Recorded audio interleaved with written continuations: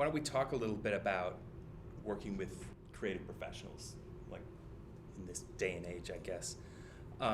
What are they? I mean, what are the basic types of work that you provide? What are their needs that you serve?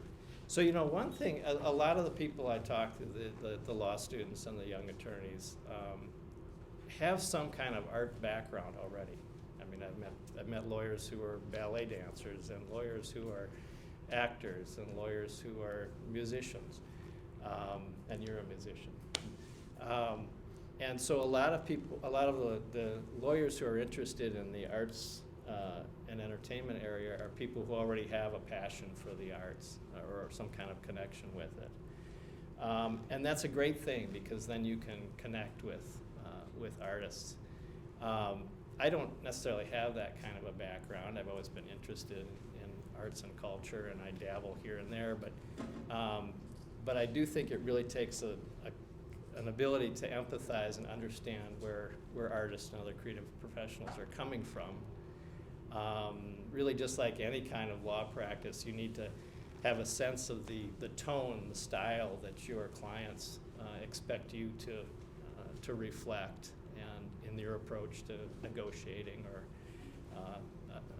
advising them. So I think it's really helpful to have that kind of an understanding. And their needs it's pretty wide ranging. I was thinking about this morning. I've advised artists on their leases and rent, dealing with landlords, all the way to dealing with institution questions about cultural property and antiquities and things like that. So it's a huge range of things that you deal with.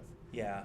The way that I've tried to evangelize our section, the arts and entertainment section, to the other sections in the MSBA who might not quite get what we're all about, is I say that we're kind of a general practice with a very specialized clientele, and they've got needs, and we're here to serve them on a range of subjects, and sometimes I think if you're working with anybody in arts and entertainment, they're gonna come to you. You're the only lawyer that they know, and they're gonna have another matter, right? And it's something that's not in your wheelhouse, so you need to refer them to somebody else.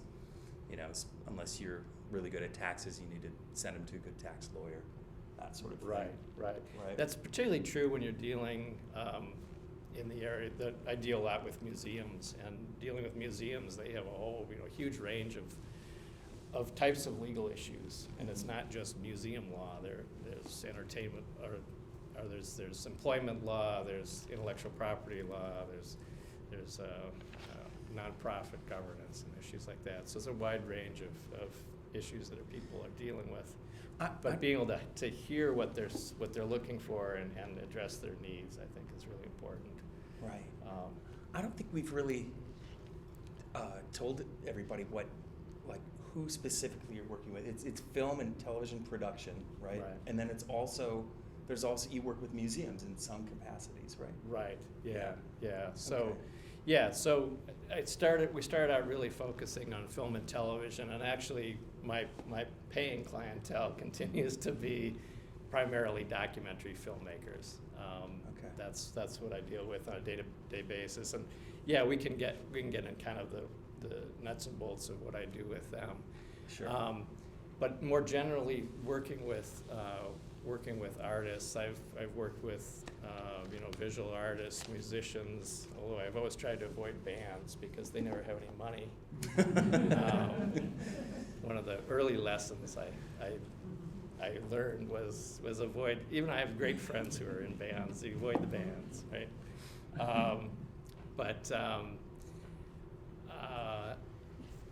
Then when we were in Pennsylvania, actually living in Pennsylvania, I got interested in museums and realized that there's kind of a whole niche of representing museums. And so I actually went back to graduate school and got a master's in museum studies, which is really sort of a master's in business administration that's very niche to the museum community, and have been kind of developing a practice that way too. I recently helped there's something called the National Eagle Center, which is down in Wabasha, Minnesota. And they just received a gift of a collection of eagle objects and ephemera that's about 40,000 objects. And I helped them negotiate that acquisition. So that was pretty fun. Okay. Pretty fun to do. One thing in thinking about representing artists one way I've kind of looked at it is that a lot of artists don't want to be business people, and they don't want to be lawyers. Right. They just want to do what they're good at doing, what they enjoy. Mm-hmm. So you never want to expect them to become the lawyer, become the business person, but you want them to be able to have enough knowledge that they can ask the right questions and know who to approach for their needs. So I think about it as sort of creating space where they can actually do their craft, and the ability of sort of giving the artist the opportunity to focus on what they need to do, and then you provide the representation around that. Sure. Let's get a little bit more into the nuts and bolts of working with filmmakers. Right. Okay. So when they come to you and they know they need an attorney, what specific things are they looking for, and then what specific services do you provide for them? Sure. Yeah. I mean, again, it's sort of anything in the art and entertainment area except for litigation. I usually try to avoid that, but. Mm-hmm. But most of the documentary filmmakers are looking for advice either in financing, Mm-hmm. how to raise the money to pay for the film, because money is always the biggest issue. Mm-hmm. But also then advice on intellectual property.